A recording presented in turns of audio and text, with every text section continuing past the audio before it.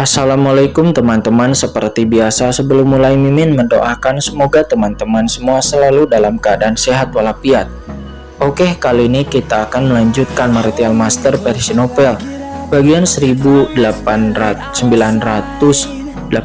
Bagi yang baru bergabung, selamat bergabung, dan bagi yang belum subscribe dulu lah agar Mimin tambah semangat lagi nih bikin videonya. Oke, kalau sudah kita langsung masuk ke isi ceritanya.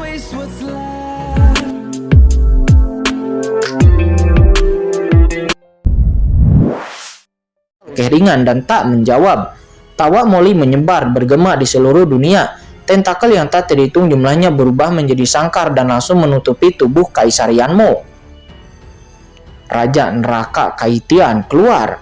Kaisar Yanmo meraung, memegang kapak hitam besar di tangannya, menebas dengan keras, seperti membelah langit, langsung mencabik-cabik tentakel di seluruh langit di depannya, membuat raungan yang keras. Simei, Dewi, Taiyin, kalian pergi dan bantu Molly. Di kejauhan, Qingchen melihat hal ini dan langsung memberi perintah kepada dua wanita itu untuk membantu Molly.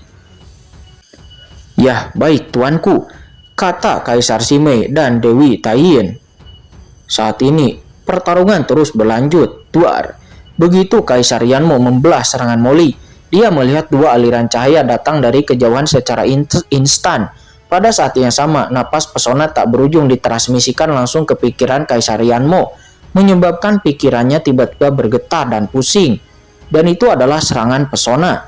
Kaisar Yanmo begitu berwawasan tinggi sehingga dia melihat melalui serangan dari Kaisar Simei dalam sekejap. Dengan goncangan jiwanya, dia tiba-tiba melepaskan diri dari pesona itu dan menyerang dengan kapaknya. Dengan suara yang keras, Kaisar Simei pun mundur dengan gila. Namun saat ini, Molly dan Dewi Taiyin datang untuk melayangkan serangan pembunuh lagi, menjebak Kaisar Yanmo. Berikan padaku. Mengambil kesempatan ini, Qingchen langsung mulai menyempurnakan jembatan Naihe. Duar. Di bawah genggaman Qingchen, jembatan Naihe mulai bergetar dengan cepat. Seluruh jembatan itu terus-menerus meletus dengan kekuatan aneh. Kekuatan mengerikan ini terus merembes ke dalam tubuh Qingchen. Duar. Langit dan bumi di segala arah bergemuruh hebat. Seluruh sungai Wangchuan mendidih dengan hebat yang sangat menakutkan. Sedikit kekuatan Wangchuan akan memasuki tubuh Qingchen di sepanjang jembatan Naihe dan merusak tubuh Qingchen. Dalam sekejap, gumpalan asap hitam menyatu dari tubuh Qingchen, dan ini adalah air sungai terlupakan yang menggerogoti tubuhnya, dan semua aturan dao besar di tubuhnya mulai larut dan terkikis sepenuhnya.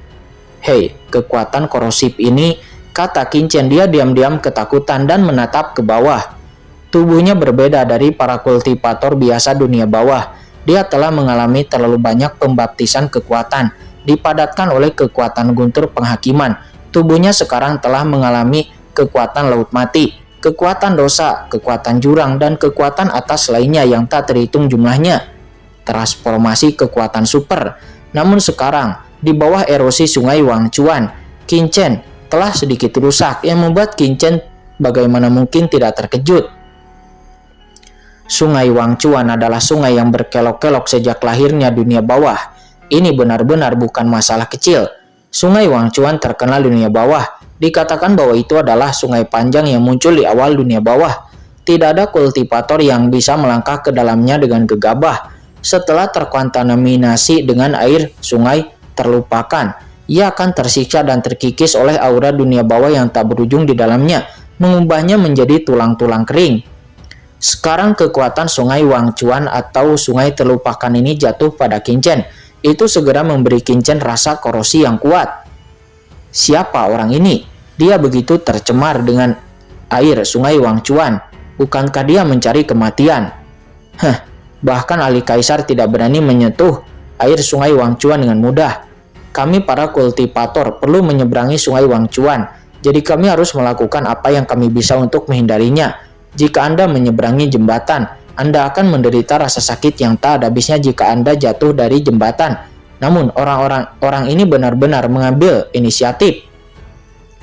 Jika dia mengacaukan air sungai Wangchuan, maka dia tidak akan tahu apakah dia akan hidup atau mati.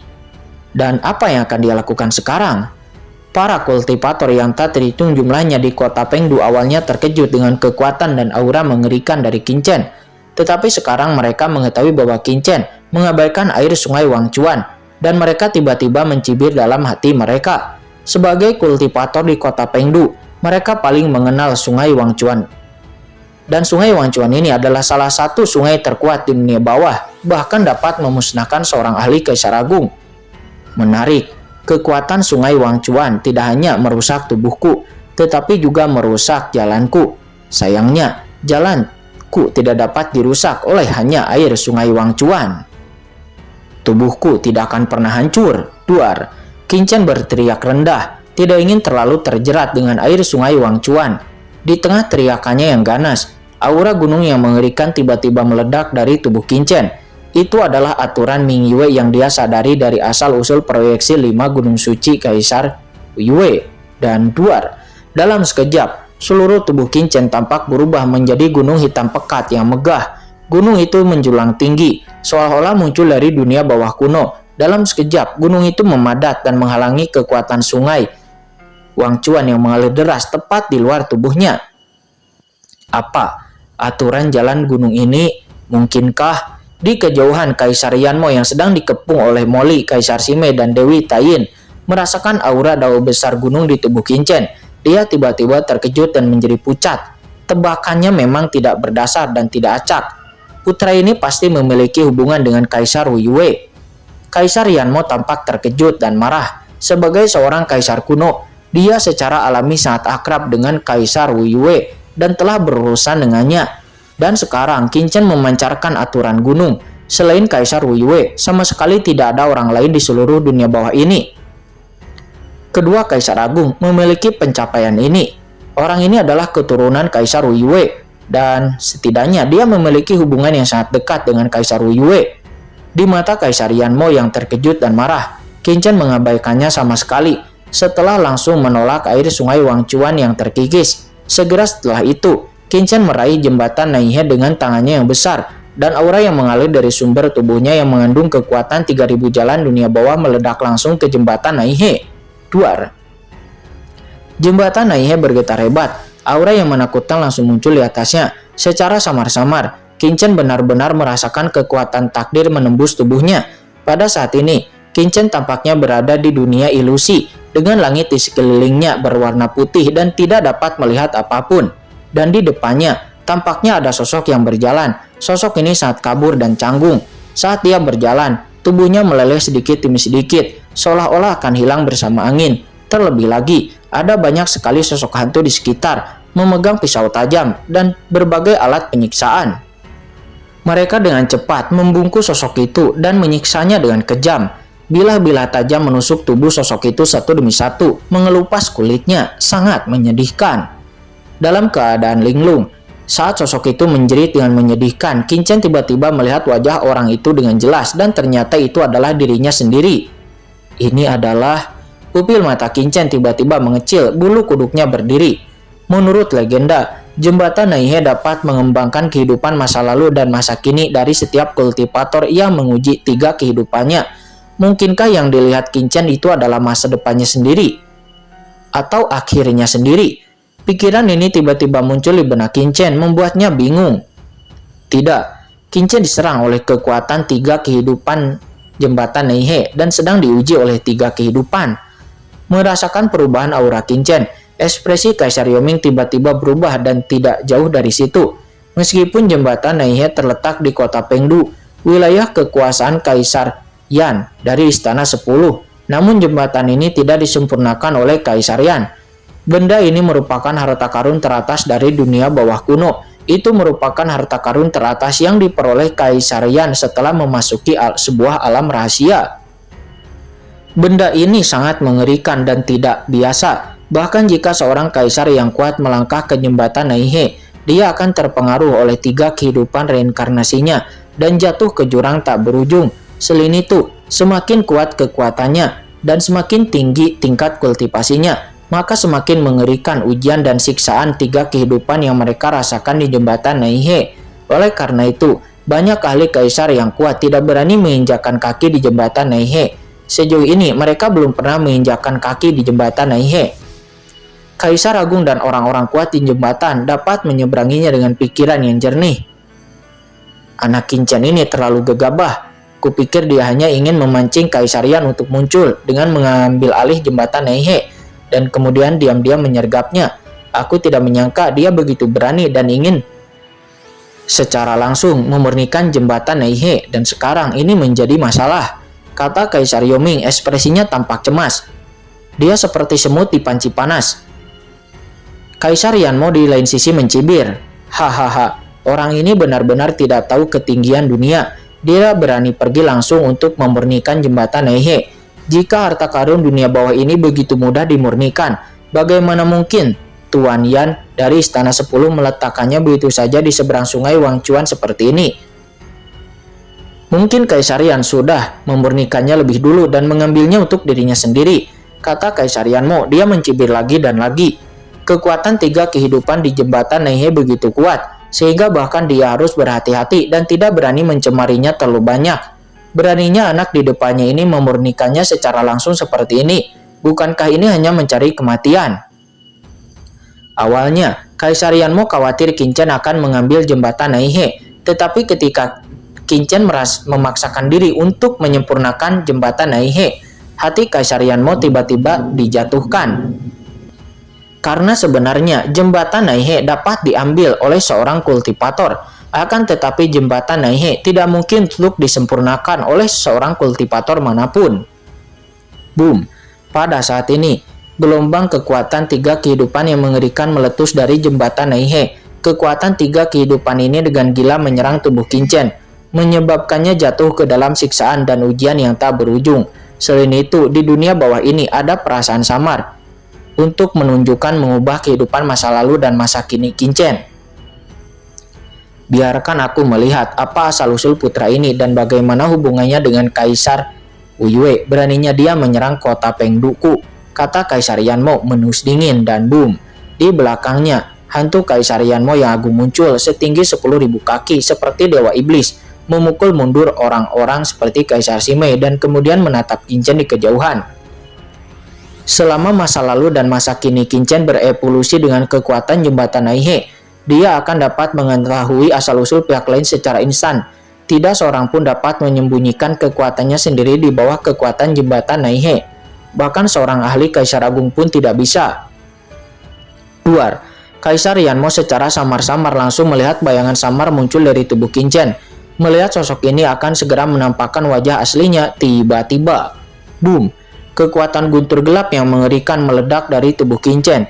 Cahaya guntur gelap yang mengerikan membentang selamanya dan dapat merobek langit, tiba-tiba mekar dari langit dan bumi, langsung menyelimuti seluruh kota Pengdu. Wah, jembatan Naihe ini sungguh luar biasa. Aku hampir akan mengungkapkan asal-usulku yang sebenarnya, kata Qinchen. Qinchen yang awalnya terjebak dalam ujian yang menyakitkan, membuka matanya di suatu titik. Pada saat kritis, kekuatan gunturlah yang membangunkan Qinchen dan secara langsung menekan kekuatan 3 kehidupan dari jembatan Naihe. Di bawah guntur penghakiman ilahi, tidak seorang pun dapat mengintip kehidupan masa lalu dan masa kini Qinchen atau menilai masa depannya. Lapangan guntur gelap, hancurkan! Qinchen meledak dengan kekuatan guntur musim semi. Dia berteriak marah. Dengan raungannya, cahaya hitam legam yang tak berujung mekar dari sekujur tubuhnya. Dan guntur hitam yang mengepul meledak, menyapu seperti lautan luas, tiba-tiba mengelilingi jembatan Naihe. Dengan suara gemuruh, guntur hitam itu memusnahkan segalanya dan menekan momen di jembatan Naihe. Saat berikutnya, seluruh jembatan Naihe berubah menjadi seukuran telapak tangan dan langsung jatuh ke tangan Qinchen. Dalam sekejap, Qinchen merasa ada hubungan khusus antara dirinya dan jembatan Naihe. Jembatan Naihe ini telah disempurnakan oleh Qinchen dan sekarang berada di bawah kendalinya. Ya, sungguh harta karun dunia bawah yang aneh, kata Qinchen, menatap jembatan Naihe dengan heran. Di saat dia menyempurnakan jembatan Naihe, perasaan khusus muncul di benak Qinchen, membuat Qinchen mengerti betapa mengerikan harta karun jembatan Naihe di tangannya ini. Hahaha, aku tidak menyangka akan mendapatkan begitu banyak harta dari kunjunganku ke kota Pengdu kali ini, kata Qinchen. Dia tertawa, menoleh untuk melihat Kaisar Yanmo, dan tiba-tiba bergegas ke arahnya dalam sekejap. Hancurkan! Duar! Qin Chen berteriak dengan keras, mengulurkan tangannya yang besar, seperti seorang kaisar, dan langsung meraih Kaisar Yanmo, menyapu dengan tak terkalahkan. Dan saat Qin Chen berhasil menyempurnakan jembatan Naihe, saat ini, di dunia bawah yang tak berujung, Kaisar Yan yang terbang cepat tiba-tiba merutkan kening, seolah-olah merasakan sesuatu, tiba-tiba menoleh untuk melihat ke arah wilayahnya. Pada saat ini, Kaisar Yan tampak samar-samar merasakan kekuatan sebab dan akibat, seolah-olah kekuatan itu langsung terputus darinya. Entah mengapa, Kaisar Yan merasa sakit hati. Apa yang sedang terjadi? Kata Kaisar Yan, dia terkejut. Ketika dia mencapai level ini, dia biasanya tidak memiliki perasaan aneh seperti ini. Jika perasaan seperti ini terjadi tiba-tiba, itu pasti karena sesuatu yang istimewa terjadi, yang tak bagaimana mempengaruhi keadaan pikirannya. Pada akhirnya apa yang terjadi? Mengapa itu membuat jantungnya berdebar-debar tanpa alasan, seolah-olah ada sesuatu yang berharga yang telah hilang darinya. Hati Kaisar Yan suram, dan dia mengangkat matanya, mencoba melihat asal mula semua ini melalui kekuatan takdir dan sebab akibat yang tak ada habisnya. Tetapi sebelum dia dapat memata-matai apapun, Kaisar Wu Yue di samping tampaknya telah menemukan penglihatan Kaisar Yan. Matanya tiba-tiba menyipit. Dia berkata dengan suara yang dingin, "Kaisar Yan, apa yang kamu simpulkan?" Boom! Niat membunuh samar-samar meresap ke udara. Mata Kaisar Wu Yue berkedip dengan kecurigaan yang ekstrim. Kaisar Yan ini seharusnya tidak menyembunyikan apapun darinya, bukan? Kaisar Yoming tiba-tiba kembali hidup, membuat Kaisar sepertinya curiga terhadap segala sesuatu di sekitarnya. Meskipun Kaisar Yan telah mengimbanginya selama bertahun-tahun, siapa yang tahu apakah dia telah melakukan sesuatu yang aneh secara diam-diam. Jika ada semacam hubungan antara dia dan Kaisar Yoming, maka itu bukan tidak mungkin. Dia harus berhati-hati. Di bawah niat membunuh samar dari Kaisar Wu Yue, perhitungan Kaisar Yan langsung tidak dapat dilanjutkan. Wajahnya tiba-tiba berubah jelek dan berkata, "Kaisar Wu Yue, apa maksudmu?" Ada perasaan kesal yang tidak dapat dijelaskan di hatinya. Apakah ini saatnya dia menanyakan hal ini kepadanya? Sekarang Kaisar Yoming tiba-tiba muncul. Dia dan kamu berpacu dengan waktu untuk bergegas ke Gunung Huangquan. Tapi apa yang baru saja kamu lakukan? Kaisar Wu Yue menus dingin, matanya dingin. Apa maksudmu dengan ini? Apakah kamu curiga aku berkomplot dengan Kaisar Yoming itu? Setelah mendengar ini, Kaisar Yan menjadi marah, berkata dengan wajah jelek, "Wu Yue, kamu dan aku telah maju dan mundur bersama selama bertahun-tahun. Hubungan di antara kita adalah meskipun kita tidak bisa mengatakan kita dekat, namun setidaknya kita memiliki minat yang sama. Orang bodoh macam apa Kaisar Yoming itu? Bagaimana aku bisa bekerja sama dengannya? Ini benar-benar penghinaan terang-terangan terhadap kecerdasannya." Melihat wajah marah dari Kaisar Yan, wajah Kaisar Wu Yue tidak dapat menahan diri untuk tidak menghela napas lega ketika dia melihat bahwa itu tidak terlihat seperti penyamaran. Selanjutnya mereka berdua pun tidak lagi memikirkan apa yang sedang terjadi dan dengan buru-buru menuju ke Gunung Huangquan. Kaisar Yan tidak berniat lagi melanjutkan perhitungannya dan dia segera mengikuti Kaisar Wu Yue menuju ke Gunung Huangquan. Memang, seperti yang dikatakan Kaisar Wu Yue, menghentikan Kaisar Yoming itu adalah prioritas utama sekarang. Sementara Kaisar Yan dan Kaisar Wu Yue melanjutkan perjalanan dengan gila-gilaan ke Gunung Huangquan. Kita kembali lagi ke kota Pengdu. Kaisar Yanmo menatap langit kosong di atas sungai Wangchuan, dan ekspresinya tiba-tiba menjadi sangat jelek.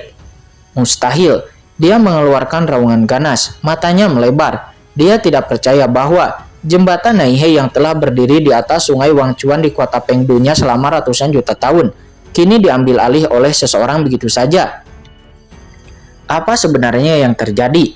Pada saat ini, Kaisar Yanmo dipenuhi dengan keterkejutan dan kemarahan yang tak berujung. Bagaimana mungkin ada kekuatan di dunia ini yang dapat menyempurnakan jembatan Naihe? Ini sama sekali tidak mungkin. Sejak Istana 10 menempatkan jembatan Naihe di sungai Wangchuan, selama ratusan juta tahun, jembatan Naihe selalu berdiri di sini. Tidak diketahui berapa banyak kultivator yang telah dipengaruhinya dan berapa banyak orang kuat yang telah dibina oleh domain Yama Shenluo. Tapi sekarang, sialan, biarkan aku melihat siapa dirimu sebenarnya dan cara tercela apa yang kamu gunakan untuk menyempurnakan jembatan Naihe. Kata Kaisar Yanmo. Dia tiba-tiba menjadi cemas. Dia meraung marah.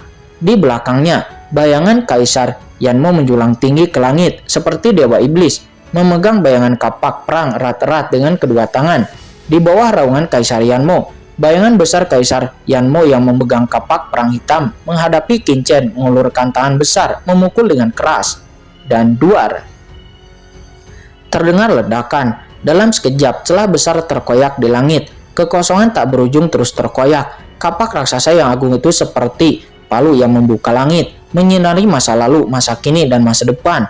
Dalam sekejap, kapak itu bertabrakan dengan tangan besar Qin Chen dan duar. Di tengah gemuruh yang dahsyat, tangan besar Qin Chen terkoyak oleh kekuatan penghancur kapak perang hitam pekat milik Kaisar Yan. Aura dahsyat yang berat terus-menerus menghantam tangan besar Qin Chen. Di saat tangan yang agung itu memusnahkan hancur berkeping-keping. Seorang kaisar semu, apakah kamu benar-benar seorang semi kaisar? Kata Kaisar Yanmo. Dia merasakan napas tangan besar dari Qin Chen yang menghilang. Matanya menunjukkan keterkejutan. Dan dia tidak pernah bisa menahan rasa terkejut. Meskipun Qin Chen selalu menunjukkan aura seorang kaisar semu sebelumnya. Tapi di mata Kaisar Yanmo, itu hanya Qin Chen yang sengaja menyembunyikan identitasnya untuk membingungkannya. Dan tingkat kultivasi Qin Chen yang sebenarnya pasti adalah tingkat seperti Kaisar Agung. Jika tidak akan mungkin untuk menunjukkan kekuatan yang begitu mengerikan. Namun, pada saat ini, ketika senjatanya memukul tangan besar Qin Chen, dia langsung terbangun. Anak laki-laki yang telah menyempurnakan jembatan Naihe di depannya sama sekali tidak menyembunyikan kultivasinya. Apakah dia benar-benar hanya seorang ahli kaisar semu? Ini merupakan sebuah fantasi. Bagaimana mungkin seorang ahli kaisar semu yang kecil dapat memurnikan jembatan Naihe? Sementara hati Kaisar Yanmo dipenuhi dengan kekacauan, gerakan di tangannya tidak berhenti sama sekali. Kapak perak hitam pekat itu berubah menjadi aliran niat membunuh yang tak berujung, menghantam Qin Chen dengan keras. Mati. Mengikuti raungan dari Kaisar Yanmo, kapak perang hitam pekat itu menghampiri kepala Qin Chen menebas dengan keras. Qin Chen menus dingin ketika dia melihat ini. Matanya penuh dengan semangat juang. Sampai sekarang, kecuali klon dari 4 Kaisar Agung, Qin Chen belum pernah benar-benar berinteraksi dengan orang kuat di level Kaisar Agung tingkat menengah. Setelah menyerahkan tangan itu, sekarang Kaisar Yanmo, maka cobalah. Dengan suara berdenting, pedang Excalibur tiba-tiba muncul di tangan Qin Chen. Dewa kecil, Qin Chen berteriak dingin, mengaktifkan kekuatan di dalamnya. Dan pedang Excalibur di tangannya bertabrakan dengan kapak perang gelap seperti kilat. Dengan suara ledakan, bahkan ledakan yang mengerikan yang cukup menghancurkan langit bergema di seluruh dunia. Dampak mengerikan meledak ke tubuh Qin Chen pada saat berikutnya, lalu meledakannya. Kekosongan di belakangnya langsung meledak dan berubah menjadi tau murni. Di bawah getaran napas yang kuat, energi dan darah tubuh Qin Chen melonjak. Dia hampir memuntahkan seteguk darah di tempat. Sangat tajam. Qin Chen mengangkat alisnya dan menatap Kaisar Yanmo di depannya menunjukkan kegembiraan.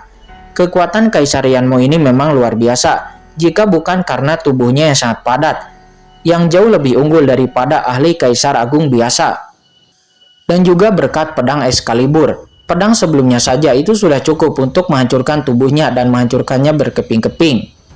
Seorang Kaisar Agung tingkat tengah memang luar biasa. Namun meskipun Qin Chen kagum di dalam hatinya, niat membunuh di mata Qin Chen menjadi semakin kuat, dan sosoknya tiba-tiba menyerang lagi. Aku harus bertarung secepat mungkin, dan aku tidak boleh menghancurkan rencana Tuan. Dengan teriakan marah, Qin Chen langsung membunuh Kaisar Yanmo. Tidak hanya Qin Chen, Dewi Taiyin, Molly, dan Kaisar Simei juga bergerak bersamaan, dan Kaisar Yanmo sudah datang membunuh seperti orang gila. Hahaha, Kaisar Yanmo, mengapa kamu tidak tidur siang? Sebuah tawa kecil yang menawan bergema di seluruh dunia dan langsung terpancar ke dalam pikiran Kaisar Yanmo, menyebabkan pikiran Kaisar Yanmo menjadi mandek seketika. Molly langsung melonjak dengan tentakel yang tak terhitung jumlahnya. Tentakel hitam menyapu dengan liar seperti sangkar, melilit Kaisar Yanmo dari segala arah. Adapun Dewi Taiyin, sebuah cermin kuno langsung muncul di tangannya, langsung menyinari Kaisar Yanmo. Duar. Keempat ahli kuat bereaksi bersama dan seketika seluruh tubuh Kaisar Yanmo membeku di kehampaan, membuatnya sulit bergerak. Sialan, aktifkan formasi kota Pengdu dan cepat panggil semua orang untuk meminta pertolongan.